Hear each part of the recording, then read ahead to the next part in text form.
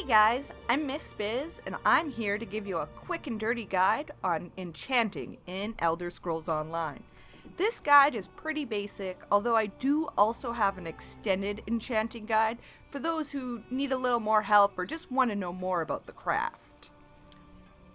The enchanting craft in ESO is how you can actually create glyphs to apply to your armor, jewelry, or weapons.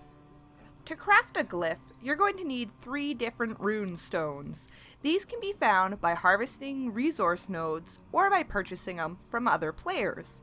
The 3 runes you need are aspect runes, potency runes, and essence runes. Aspect rune resource nodes will glow red in color, and once harvested and in your inventory, they'll be a circle shape. Aspect runes are what determines the quality or color of your glyph. The item quality for glyphs follows the same as all your other weapons, where you have normal, fine, superior, epic, and legendary. Potency rune resource nodes will glow blue, and once harvested, the icon will be square. Potency runes determine the level range of the glyph. For each level range, there will be 2 potency runes, 1 additive and 1 subtractive. The level of the glyph needs to match the level of the item you are applying it to, not your character level. Essence rune resource nodes will glow yellow and are recognized in your inventory by a triangle shape. The stat or element of the glyph is determined by the essence rune. Once you have gathered the necessary runes to craft a glyph, head to an enchanting station like this. You can find them on the map by this icon. When you first start enchanting, your character will not know anything about the runes.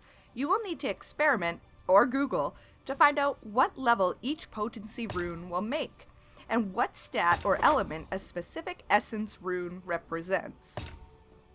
Fortunately, once you craft a glyph, you will learn those things about each rune, and it will show you what you know. There is no way to fail making a glyph. Every possible combination of runes will craft a glyph. After crafting a glyph, you can put those same 3 runes back, and will now show you what glyph will be created. Potency runes change what a glyph actually does in a sense.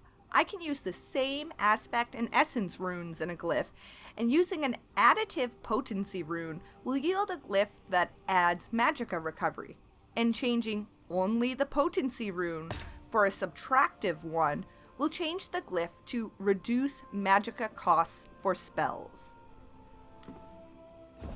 To craft an armor glyph, you will need an additive rune.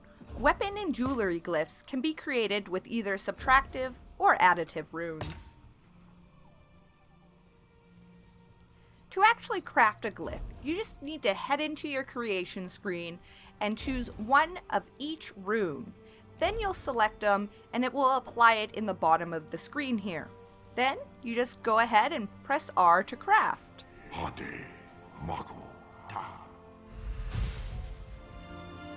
Once you have crafted a glyph, you can apply it to any item of the appropriate level in either your inventory or currently being worn by just right-clicking and selecting Enchant. You then select the glyph you would like to use and select Enchant. You have now just enchanted an item.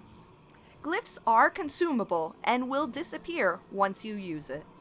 Armor glyphs applied to head, chest, legs, or shield will yield the full glyph tooltip bonus. But glyphs applied to other armor pieces will yield smaller results than stated in the glyph tooltip.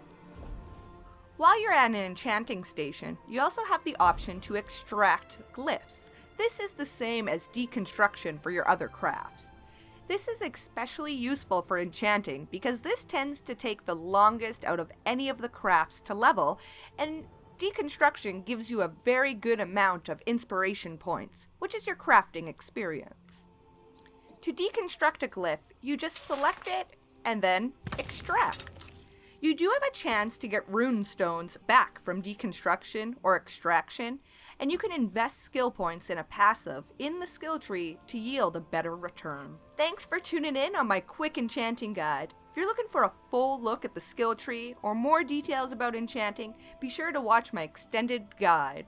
I'm Miss Bizz, thanks for tuning in.